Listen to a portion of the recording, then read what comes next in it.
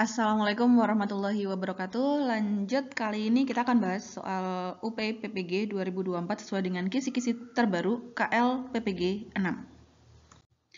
Seperti apa sih KL PPG 6 itu? Di sini nanti teman-teman mampu mengevaluasi pembelajaran sesuai dengan perkembangan peserta didik, kurikulum, dan lingkungan belajar untuk meningkatkan kualitas pembelajaran secara berkelanjutan. Komponennya adalah berkaitan dengan perkembangan peserta didik, kurikulum, dan juga lingkungan belajar. Kemudian nanti subkompetensi lulusannya adalah mengevaluasi input, proses, dan hasil pembelajaran sesuai perkembangan peserta didik yang mencakup sikap, pengetahuan, dan keterampilan untuk meningkatkan kualitas pembelajaran secara berkelanjutan. Ini dikaitkan dengan perkembangan peserta didik ya. Kemudian yang kedua dikaitkan dengan kurikulum dan konten bidang studi. Dan yang ketiga dikaitkan dengan lingkungan belajar. Oke, langsung saja ke pembahasan soalnya. Soal pertama, perhatikan beberapa tahapan penyusunan asesmen diagnostik berikut. Ini bisa dibaca dulu untuk opsinya ya, atau apa pilihannya 1-6. Pertanyaannya adalah urutan manakah yang sesuai dalam menyusun sebuah asesmen diagnostik. Tentunya sudah tidak asing lagi ya dengan asesmen diagnostik. Asesmen awal begitu sebelum kita masuk ke pembelajaran. Kita lihat opsi nih, yang pertama adalah 2 dan juga 3. Fokus dulu ke situ, 2 sama 3. Mana yang duluan? 2 itu menganalisis rapor murid tahun sebelumnya. Jadi kita lihat dulu rapor murid di tahun sebelumnya untuk tahu dasar dari dia, dari peserta didik itu. Atau 3, mengidentifikasi kompetensi yang akan diajarkan. Ini udah langsung ke kompetensinya nih. Jadi analisis rapor dulu atau identifikasi kompetensi. Nah, pastinya analisis rapor dulu ya. Artinya kita bisa eliminasi yang opsi D. Next, selanjutnya ada 1 dan juga 3. Coba kita ke 1 dan juga 3. Ini nanti kembali ke teman-teman ya. Kalau teman-teman mau langsung urutin urutin pilihannya juga nggak apa-apa. Tapi kalau saya emang lebih suka lihat opsi gitu. Yang kedua, 1 dan juga 3. Setelah kita menganalisis rapor murid, apakah 1 melaksanakan asesmen dan juga mengolah hasilnya? Jadi kita langsung melaksanakan asesmennya. Ataukah 3, kita identifikasi dulu kompetensi yang akan diajarkan. Nah, tentunya diidentifikasi dulu, tidak langsung kita melaksanakan asesmen. Artinya opsi A juga bisa kita eliminasi. Next, di sini ada 6 dan juga 5. Mana dulu nih? 6. Menggali informasi tentang murid seperti latar belakang keluarganya, motivasi, minat, serta ketersediaan sarprasnya. Sementara 5, menyusun instrumen asesmen untuk mengukur kompetensi peserta didik.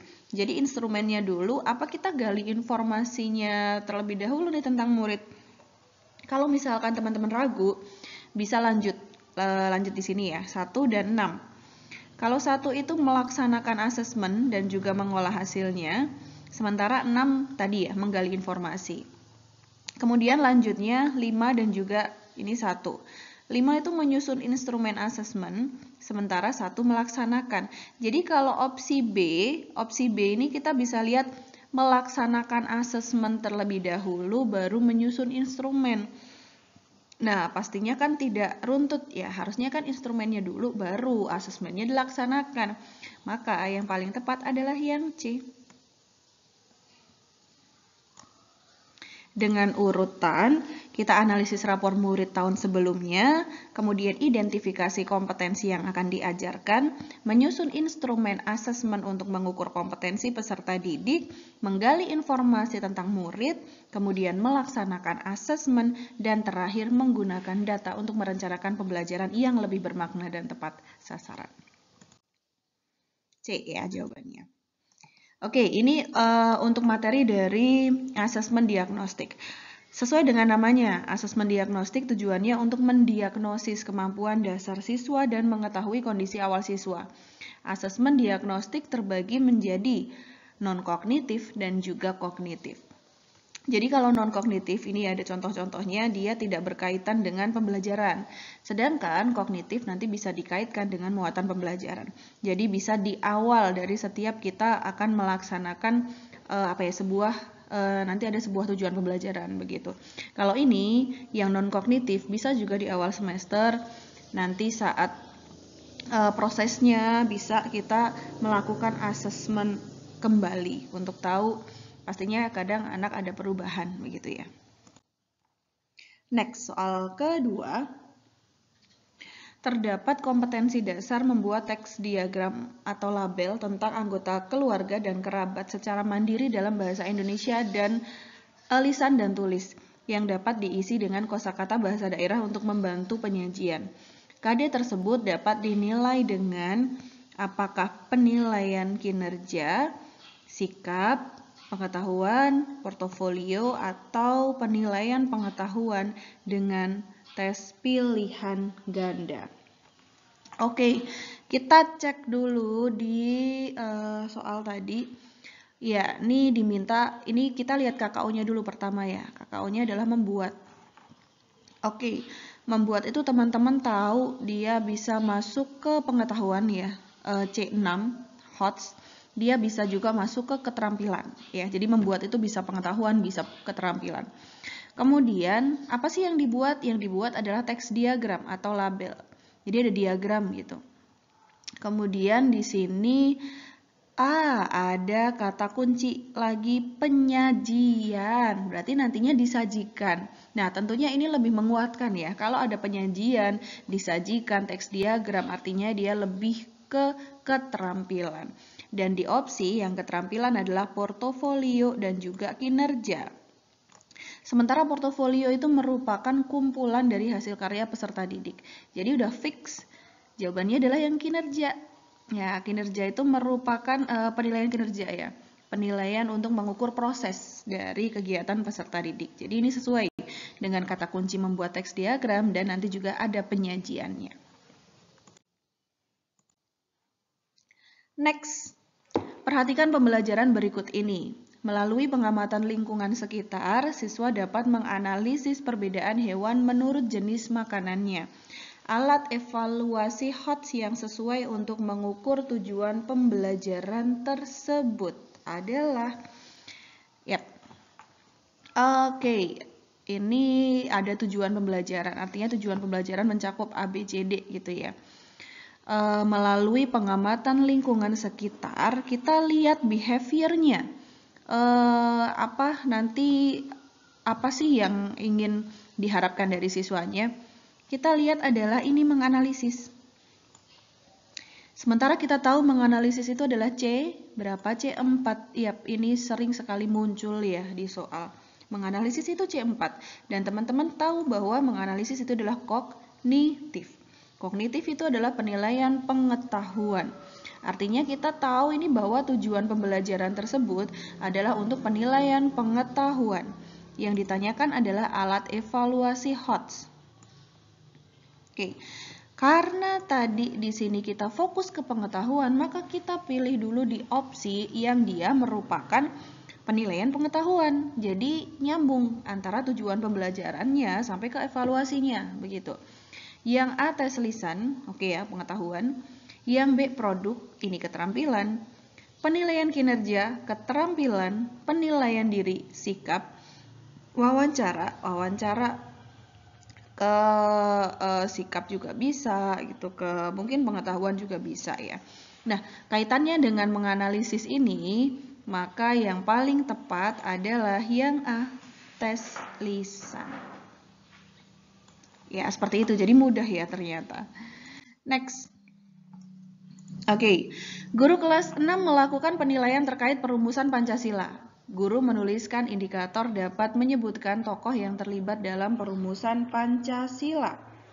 Maka alat evaluasi yang tepat adalah, kita cek lagi seperti biasa KKO-nya. KKO-nya adalah menyebutkan. C berapa? C1 ya.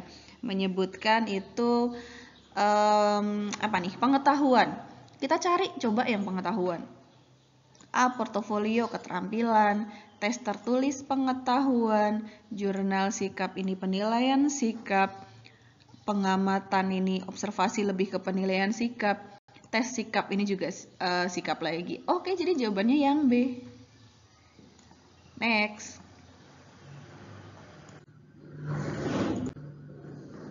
Nomor sekian ya. Nomor berapa ini? Perhatikan indikator pembelajaran berikut. Membuat model sederhana alat gerak manusia atau hewan. Alat evaluasi yang sesuai untuk mengukur indikator tersebut adalah membuat model ya. Kalau tadi di awal kita udah ingat membuat itu bisa pengetahuan, bisa keterampilan, kita coba lebih ke fokusnya yang dibuat apa sih? Oh, ini ternyata membuat model. Jadi yang dibuat adalah sebuah model sederhana tentang alat gerak manusia atau hewan. Maka karena yang dibuat di sini adalah model, berarti ini lebih kepada penilaian keterampilan. Kita cari mana nih yang keterampilan. Yang A, tes tulis pengetahuan. Yang B, tes lisan pengetahuan. Yang C, penilaian produk oke, keterampilan. Yang D, penilaian diri sikap. E, penilaian antar teman juga sikap. Ya udah, jelas jawabannya adalah yang C. Kalau misalkan di sini ada beberapa penilaian keterampilan gimana nih Kak? Kita tinggal sesuaikan aja. Kita lihat di situ. Karena fokusnya dia, fokusnya pembelajaran ini membuat model ya. Artinya model itu kan nanti ada produk yang dibuat. Ya udah jelas karena fokusnya adalah berupa produk yang dihasilkan, maka ya ini penilaian produk. Next. Bu Sari berencana mengerjakan KD 3.6 kelas 5 di SD berikut, yakni menerapkan sifat-sifat bunyi dan keterkaitannya dengan indera pendengaran. Tujuan pembelajaran yang akan dicapai itu setelah mengikuti pembelajaran, diharapkan peserta didik mampu menganalisis sifat-sifat bunyi dengan benar. Keterampilan berpikir tingkat tinggi peserta didiknya adalah tes. Oke, kita harus lihat dulu beberapa kata kunci yang ada di soal ya. Yang pertama, KD 3.6. KD 3 itu apa? Pengetahuan. Oke, berarti ini pengetahuan. Coba kita cek lagi, siapa tahu ini belum terlalu jelas banget nih. Menerapkan sifat bunyi dan keterkaitannya dengan indera pendengaran. Nanti tujuannya adalah menganalisis. Kembali kita dapat kata kunci yang dia merupakan pengetahuan lagi. Oke. Terus Kak, di sini saya agak terkecoh dengan kata-kata keterampilan. Apakah yang dimaksud bukan keterampilan? Nah, keterampilan di sini yang dimaksud di soal ini adalah jadi satu ini ya, jangan dipisah-pisah. Keterampilan berpikir tingkat tinggi. Maksudnya kemampuan berpikir tingkat tinggi, kemampuan HOTS. Jadi bagaimana dari penilaian pengetahuan tadi tentang menganalisis, itu Bu Sari bisa menggunakan alat evaluasi yang peserta didik bisa punya kemampuan berpikir HOTS tingkat tinggi gitu. Jadi tetap ini ke pengetahuan ya. Kita cek dulu. Pertama, yang pengetahuan dulu yang mana? Tertulis yang A. Oke. Praktik demonstrasi. Kalau praktik tentunya keterampilan bukan. Uraian oke. Lisan bisa ya, lisan menjodohkan juga bisa. Nah, ketemu nih kita dengan soal yang ada beberapa opsi ternyata pengetahuan semua, nggak kayak tadi ya. Ini cuman opsinya ini pengetahuan udah ketemu, ini keterampilan udah langsung ketemu, seperti itu. Kalau ini kita bisa lihat, kita harus bisa memilih mana dari beberapa opsi tentang pengetahuan tersebut yang merupakan berpikir tingkat tinggi atau HOTS. Yang A itu menyebutkan berarti cuma di C1, bukan. Yang C itu uraian, berarti si peserta didik nanti bisa lebih banyak mengungkapkan ide gagasan pengetahuannya. Yang D, lisan. Bisa juga sih mungkin ya lisan ya. E, menjodohkan. Kalau menjodohkan mungkin hanya kurang hot lah. Menjodohkan juga tidak termasuk ke hot. Yap, jelas ini jawabannya adalah yang C. Next. Ketika menyusun evaluasi pembelajaran yang dituangkan di RPP, seorang guru menuliskan beberapa jenis evaluasi pembelajaran. Salah satu jenis evaluasi yang akan digunakan oleh guru adalah jenis evaluasi formatif. Evaluasi formatif dimaksudkan untuk, kita udah ke formatif ya, ada formatif, sumatif. Tentunya kalau di kurikulum Merdeka, nggak hanya di kurikulum Merdeka sih sebenarnya, karena formatif, sumatif, diagnostik juga sudah sering digunakan oleh guru gitu ya. Formatif itu gunanya buat apa? Coba teman-teman bisa cek dulu opsinya, kemudian bisa dijawab dulu. Formatif lebih ke proses ya, selama pembelajaran. Jadi karena dia selama pembelajaran, maksudnya untuk apa? Gunanya, tujuannya untuk apa? A. Menelaah kelemahan-kelemahan siswa beserta faktor penyebabnya. B. Menempatkan siswa dalam program pendidikan tertentu yang sesuai dengan karakteristik. Kalau yang A, kelemahan siswa itu mungkin bisa lebih ke diagnostik ya. Yang B, menempatkan itu bisa ke, ada namanya tes penempatan gitu, ada. Yang C, memilih siswa yang paling tepat sesuai dengan kriteria, itu ada namanya tes selektif gitu. Yang D, memperbaiki dan meningkatkan proses belajar mengajar. Yap. Kata kunci dari formatif itu memperbaiki, jadi adanya perbaikan. Bagaimana selama proses pembelajaran itu berlangsung, kemudian kita tahu sejauh mana perkembangan dari peserta didik, bagaimana nanti kita bisa melakukan perbaikan, bagaimana kita meningkatkan dari hasil tes formatif yang sudah dilaksanakan. Nah, ini adalah perbedaan mendasar antara penilaian formatif dan juga sumatif. Kalau formatif itu lebih ke memantau, memperbaiki proses pembelajaran. Kemudian, kalau formatif itu dapat dilakukan di awal dan juga di sepanjang proses pembelajaran. Kalau sumatif dia lebih di akhir ya, dan tujuannya untuk mengetahui hasil. Lalu nanti juga penentuan kenaikan kelas, kelulusan, dan lain sebagainya. Oke, kita lanjut. Ini untuk perbedaan dari penilaian formatif dan juga sumatif. Ada perbedaan dari waktu pelaksanaan tadi ya, kalau formatif itu pada prosesnya, kalau sumatif itu di akhir. Kemudian di tujuannya, kalau formatif itu untuk mengetahui perkembangannya, kalau sumatif itu lebih kepada hasil. Output juga hampir sama, kalau formatif itu untuk perbaikan, kalau sumatif itu lebih ke bukti, hasil yang sudah dikuasai. Dan hasilnya juga, kalau formatif tadi tidak digunakan untuk menentukan nilai rapor, sebaliknya, kalau sumatif yang digunakan untuk penentuan nilai rapor. Oke, next. Self-assessment atau asesmen diri. Salah satu alat penilaian sikap adalah penilaian diri atau self-assessment. Kegiatan yang dilakukan, jadi salah satu contoh dari kegiatan pada penilaian diri. Self-assessment itu apa sih teman-teman? Coba silakan bisa lihat, cek opsinya, kemudian dijawab. Yang A, menilai dengan menggunakan indera baik langsung maupun tidak langsung dengan menggunakan format. B, meminta siswa untuk saling menilai terkait dengan sikap dan perilaku keseharian menggunakan lembar penilaian. Ini jelas adalah penilaian antar teman karena dia saling menilai. Kalau saling menilai itu antar teman. Ini penilaian sikap juga. Mungkin jarang ya Bapak Ibu pakai ini ya. Oke. Ini kenapa nggak jelas ini? Antar teman. Ya.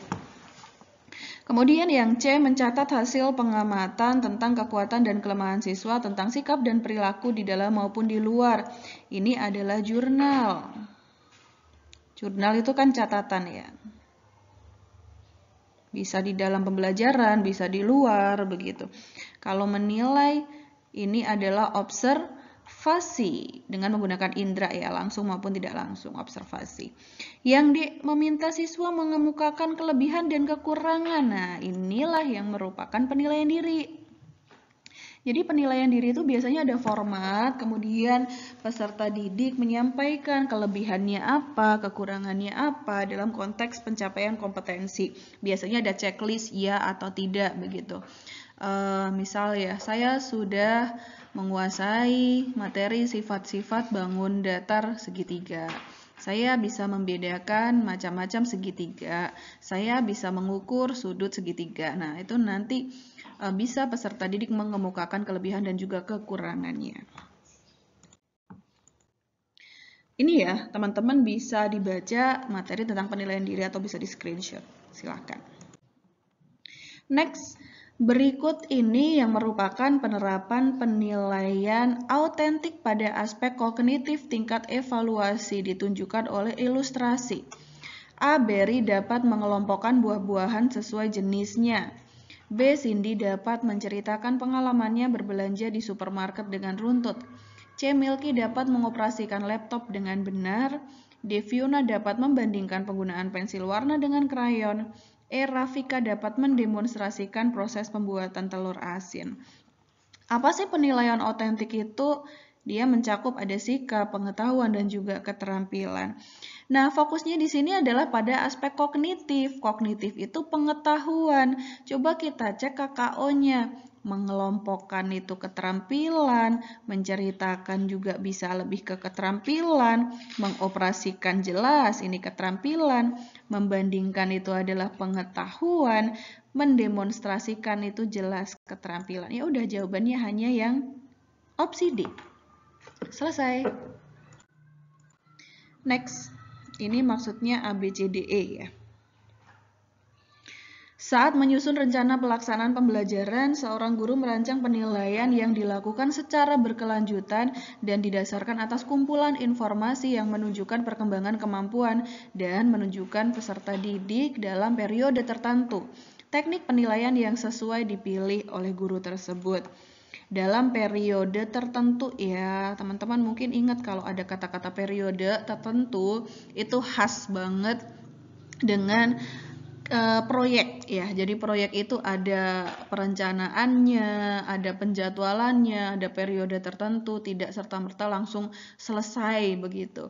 Tapi kita coba lihat keseluruhan bahwa ini lebih berkelanjutan dan ada juga kumpulan informasi.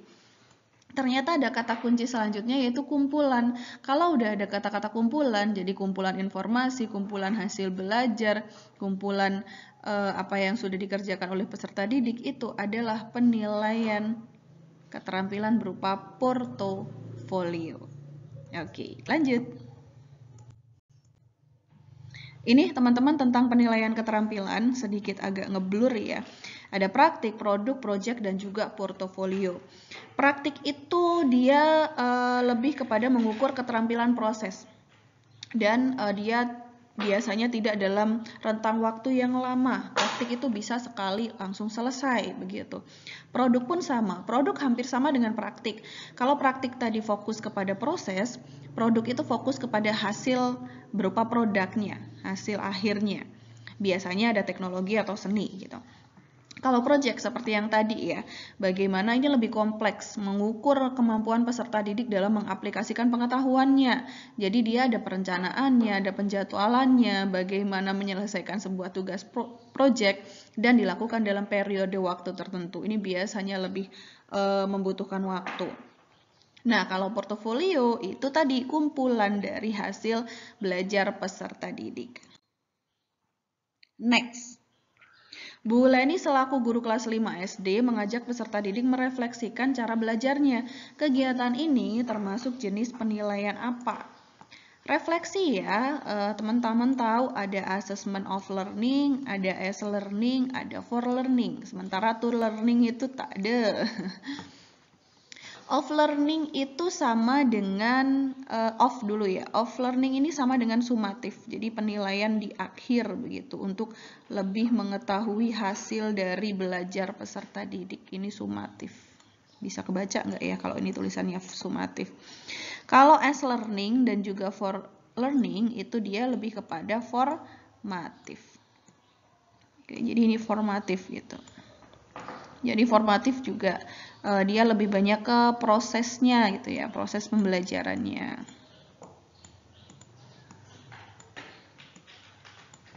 Itu adalah formatif. Oke. Sementara kalau off learning, karena tahu ya kalau itu sumatif ya, ini berkaitan dengan hasil belajar untuk menentukan kenaikan kelas, kelulusan dan lain sebagainya. As learning dan juga for learning sama-sama formatif, bedanya apa sih? Kalau for learning itu selama kita proses pembelajaran untuk nanti lebih kepada perbaikan dari peserta didik. Kalau as learning hampir sama, cuman dia lebih banyak melibatkan keaktifan dari peserta didik itu sendiri. Salah satu contohnya penilaian diri dan juga penilaian antar teman itu masuk ke dalam assessment as learning. Dan di soal ini juga bagaimana peserta didik merefleksikan cara belajarnya. Jadi kan peserta didiknya lebih aktif ya, diaktifkan lagi, merefleksikan, sama juga hampir sama dengan penilaian diri. Jadi soal ini adalah jawabannya assessment as learning. Oke, next ya.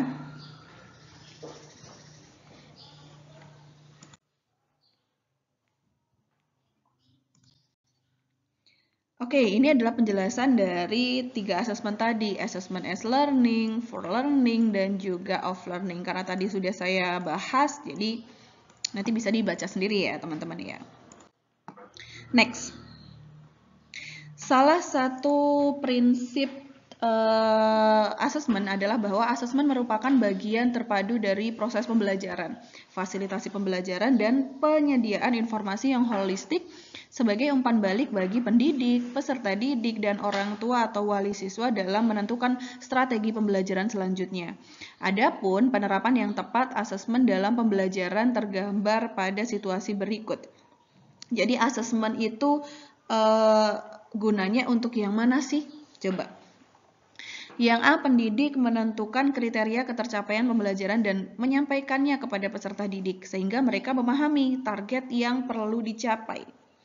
B, pendidik merencanakan pembelajaran dengan merujuk pada tujuan yang akan dicapai dan memberikan umpan balik agar peserta didik dapat menentukan langkah untuk perbaikan berikutnya. C, pendidik menyediakan alokasi yang cukup agar asesmen menjadi proses pembelajaran dan bukan hanya untuk kepentingan menilai. D. Pendidik menggunakan teknik asesmen yang beragam sesuai dengan fungsi dan tujuan asesmen. Hasil dari asesmen formatif digunakan untuk umpan balik pembelajaran, sementara hasil dari asesmen sumatif, ini belum lengkap ya. Oke, kalau kita lihat dari opsi nih teman-teman, dari opsi ini jawabannya adalah yang B ya. Jadi yang B ini lengkap sekali tentang asesmen. Dari mana mulai pendidik itu merencanakan dulu, dan perencanaan itu tentu saja fokusnya pada tujuan yang akan dicapai dan adanya nanti umpan balik agar ada perbaikan. Jadi ini lengkap sekali nih teman-teman. Oke, next. Pada kurikulum Merdeka, diharapkan pendidik dapat menguatkan kemampuan peserta didik dengan melakukan asesmen formatif dalam proses pembelajaran. Berikut merupakan contoh kegiatan asesmen formatif. Mana ya yang merupakan contoh dari kegiatan asesmen formatif? Tadi masih ingat, asesmen formatif itu yang dilakukan selama proses pembelajaran.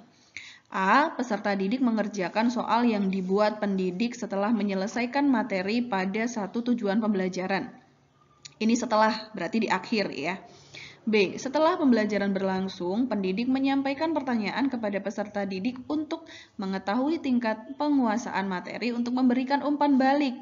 Nah, ini bagaimana nanti peserta didik lagi, gurunya mengetahui sejauh mana peserta didik untuk memahami supaya nantinya bisa memberikan umpan balik. C. Pada akhir pembelajaran, setelah menyelesaikan satu capaian pembelajaran, pendidik melakukan asesmen. Ini di akhir, artinya ini sumatif juga, sama seperti yang A tadi. D. Pendidik menyusun soal pilihan ganda setelah peserta didik mempelajari semua materi pada akhir semester. Ini jelas ya, sumatif. Berarti jawabannya adalah yang B. Next.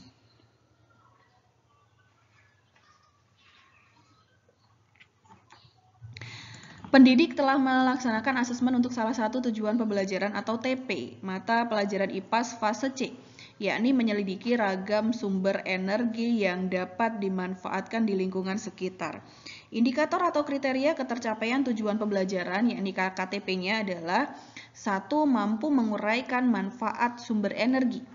2. Mampu melakukan pengamatan sesuai prosedur penilaian yang digunakan pendidik menggunakan rubrik. Rubriknya adalah kalau 1 itu perlu bimbingan, 2 itu cukup, 3 baik, dan 4 sangat baik. Setelah dilakukan penilaian, terdapat nilai salah seorang peserta didik bernama Hermawan. Pada KKTP 1 nilainya cukup, dan KKTP 2 nilainya baik. Deskripsi yang tepat terhadap nilai Hermawan. Oke, kita menentukan deskripsi dari kriteria yang sudah sesuai nih, sudah ada di situ sesuai dengan KKTP-nya ya. Coba KKTP 1 dulu, mampu menguraikan manfaat sumber energi. Di KKTP 1 ini nilainya adalah cukup. Jadi kalau nilainya cukup, kira-kira gimana nih? Yang A mampu menguraikan lebih dari 2 contoh. Yang B 1 contoh, C 2 contoh, D 1 contoh. Karena dia nilainya cukup, artinya kalau lebih dari 2 contoh bukan ya. Lebih dari 2 contoh pasti dia udah baik atau sangat baik begitu. Next. Yang kedua, mampu melakukan pengamatan sesuai prosedur penilaian yang dilakukan pendidik. Ini sampai sini ya. Itu dia dapat nilai 75. Nilainya baik begitu. 75 itu sudah baik. Artinya kita lihat dari B dan juga D. Dapat melakukan prosedur pengamatan secara mandiri meskipun meskipun masih ditemukan 1 atau 2 kali kesalahan. Kalau yang D, dapat melakukan prosedur pengamatan secara mandiri dengan tepat. Karena dia nilainya baik, jadi yang C ini masih ada ketemu beberapa kali kesalahan, yang B ya, maka opsi yang paling tepat adalah D dengan nilai baik. Next. Di antara jenis instrumen asesmen yang disiapkan oleh pendidik dapat berupa suatu pedoman yang dibuat untuk menilai dan mengevaluasi kualitas capaian kinerja peserta didik. Melalui pedoman tersebut, pendidik dapat memusatkan perhatian pada kompetensi yang harus dikuasai oleh peserta didik sekaligus mempertimbangkan bantuan yang dapat diberikan kepada peserta didik dalam meningkatkan capaian kinerja dimaksud dituangkan dalam bentuk kriteria atau dimensi yang akan dinilai, yang dibuat secara bertingkat dari kurang sampai terbaik. Deskripsi di atas menggambarkan instrumen asesmen berupa. Kita ke instrumen atau alat ya. Ketika kita akan menilai, kita pasti butuh alat. Nah, alat yang kita gunakan sesuai dengan deskripsi yang ada di atas itu apa? Kita lihat di sini. Kompetensi yang harus dikuasai ya. Kemudian nanti bantuan apa yang bisa kita berikan. Dan nantinya ada deskripsinya itu berupa kriteria. Dan ada semacam tertulis di situ deskripsinya berupa dari kurang sampai dengan terbaik. Itu merupakan tepat sekali rubrik. Jadi dalam penilaian keterampilan kita menggunakan sebuah rubrik di mana mungkin nanti perlu bimbingan, kemudian cukup, begitu, baik, dan seterusnya. Ya, ini contoh dari rubrik tadi ya. Kriterianya ada baru berkembang, layak seperti apa, cakap bagaimana, kemudian mahir itu yang seperti apa. Ini contoh dari catatan anekdot. Anekdot itu hampir seperti jurnal begitu. Catatan anekdot itu catatan singkat yang diambil guru saat mengamati anak-anak. Nah, catatan ini mendokumentasikan berbagai perilaku di berbagai bidang. Bisa literasi, matematika, studi sosial, sains, seni, perkembangan sosial, emosi, dan perkembangan fisik. Ini contohnya ya. Next. Berikut merupakan fungsi asesmen hasil pembelajaran. Bisa dibaca dulu 1, 2, 3, 4 yang termasuk fungsi sumatif. Oke, kita fokus ke sumatif. Sumatif itu yang merupakan hasil. Jadi cari di situ yang merupakan lebih banyak ke hasil itu yang mana. 1. Alat ukur untuk mengetahui pencapaian hasil belajar. Oke ya. B. Melihat hasil pembelajaran yang sudah dilakukan pendidik setelah proses pembelajaran sebagai bentuk umpan balik. Tapi di sini ada umpan balik nih. Kalau umpan balik itu kan dia lebih kepada perbaikan. Sepertinya ini formatif. 3. Menentukan kelanjutan proses belajar peserta didik di kelas atau pada jenjang. Nah, di kelas berarti dia ada untuk menilai atau untuk mengetahui nanti ke jenjang berikutnya, kenaikan kelas gitu ya. 4. Mendapatkan nilai capaian hasil belajar untuk dibandingkan dengan kriteria ketercapaian tujuan pembelajaran. Nilai capaian hasil belajar dengan KKTP ini juga hasilnya. Berarti yang formatif adalah 2. 1, 3, 4 itu adalah yang sumatif. Jawabannya yang B. Next. Untuk mengetahui apakah peserta didik telah berhasil mencapai tujuan pembelajaran, pendidik perlu menetapkan kriteria ketercapaian tujuan pembelajaran, KKTP lagi. Kriteria ini dikembangkan saat pendidik merencanakan asesmen yang dilakukan saat menyusun perencanaan. Banyak pendekatan yang dapat digunakan oleh pendidik, salah satunya itu adalah rubrik. Seperti tadi ya, salah satunya bisa pakai rubrik. Pada tugas menulis laporan, pendidik menetapkan kriteria ketuntasan yang terdiri atas dua bagian, yaitu laporan dan juga penulisan. Jadi rubriknya itu berisi laporan dan juga penulisan ya. Dalam pembuatan rubrik, nanti pendidik menetapkan ada 4 tahap. Ada baru berkembang, ada layak, cakap, dan juga mahir. Ini mulai dari paling rendahnya sampai ke paling tinggi itu mahir. Jika deskripsi tahap pencapaian mahir pada kriteria penulisan laporan, semua tanda baca dan huruf kapital digunakan secara tepat. Jadi anak dikatakan mahir itu kalau tidak ada celah, semuanya.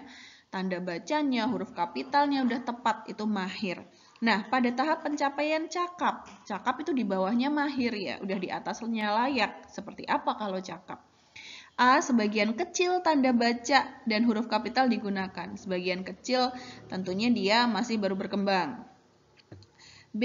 Sebagian tanda baca dan huruf kapital digunakan dengan tepat. Sebagian tuh mungkin 50-50 ya, dia lebih ke cakap. C. Belum menggunakan tanda baca. Belum, berarti baru berkembang. D. Sebagian besar tanda baca dan huruf kapital. Iya, jawabannya adalah yang D, yang sebagian besar. Karena ini tingkatnya cakap ya, di bawahnya mahir. Nah, ini contohnya nih teman-teman. Tadi baru berkembang, layak, cakap, dan juga mahir. Ini untuk isi laporan seperti apa dikatakan baru berkembang, layak, cakap, mahir. Penulisan tanda baca dan huruf kapital juga seperti apa jika dia dikatakan baru berkembang, layak, cakap, dan juga mahir. Next. Nilai akhir peserta dalam pembelajaran diolah bersumber dari hasil asesmen sumatif. Baik berangkat dari beberapa tujuan pembelajaran maupun hasil dari akumulasi tujuan pembelajaran pada periode tertentu. Pendidik menetapkan bahwa peserta didik dianggap telah menyelesaikan semua tujuan pembelajaran dengan rentang 56 sampai 100. Berikut adalah tabulasi hasil penilaian peserta didik bernama Amalia. Ini ada hasil nilai dari salah satu anak namanya Amelia dan ada dari mata pelajaran 1, 2, 3, 4, 5, 6 mata pelajaran dengan ada tujuan pembelajarannya 1 sampai 4. Kemudian deskripsi yang tepat untuk Amalia seperti apa? Ini kan kalau dia nilainya 56 sampai 100 artinya dia sudah tuntas begitu ya di atas KKTP. Tapi kalau kurang dari 56 artinya 55 ke bawah, dia nanti masih harus mengulang begitu, belum tuntas. Kita cek yang 55, 1, 50, lagi 50, 55, 55. Selesai. Jadi ada 1, 2, 3, 4, 5 TP yang belum tuntas. 3 semua TP. 5 TP itu berapa mapel? Fikih, matematika, IPA, IPS. 4. Terdapat 5 TP yang belum dituntaskan dari 4 mata pelajaran. C. Next. Seorang guru merancang evaluasi dengan mendasarkan pada indikator dan tujuan pembelajaran yang sudah ditentukan di RPP. Evaluasi tersebut dimaksudkan untuk menentukan hasil dan kemajuan belajar. Maka evaluasi yang dipilih. Hasil, keywordnya sumatif. Next. Berdasarkan hasil analisis diagnostik dan survei karakter, didapatkan bahwa murid SD Merdeka Belajar secara umum memiliki karakter berikut. 1, 2, 3, 4. Berasal dari keluarga petani dengan ekonomi menengah ke bawah, memilih untuk bekerja atau menikah dibanding melanjutkan pendidikan ke jenjang lebih tinggi, punya gawai tapi spesifikasi terbatas, ada ketertarikan dan potensi pada seni dan olahraga. Bagaimana sebagai guru atau sekolah mengakomodasi kebutuhan murid dalam kurikulum di sekolah berdasar informasi di atas, kecuali yang bukan. A. Mengadakan ekstrakurikuler dalam bidang seni dan olahraga sesuai minat dan sumber daya yang ada. Ini tadi karena punya ketertarikan di seni dan olahraga, jadi memasukkan pendidikan seksual dalam pembelajaran untuk meminimalisir pernikahan usia dini. Karena lebih memilih untuk bekerja atau menikah, jadi tepat. Mengintegrasikan muatan kewirausahaan dalam pelajaran untuk menyiapkan murid menjadi pekerja. Oke, karena ini bekerja ini sebenarnya bukan SD ya, mungkin SMP atau SMA, lebih ke situ. Melibatkan murid dalam usaha penghijauan sekolah. Sebenarnya bisa juga sih melibatkan murid dalam usaha penghijauan sekolah. Cuman lebih kepada kebutuhan muridnya, maka opsi A, B, C ini lebih sesuai, bisa dilakukan oleh pihak sekolah ya. Jadi yang kecuali adalah yang D.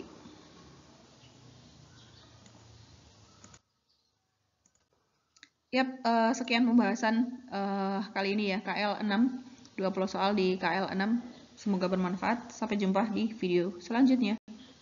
Wassalamualaikum warahmatullahi wabarakatuh.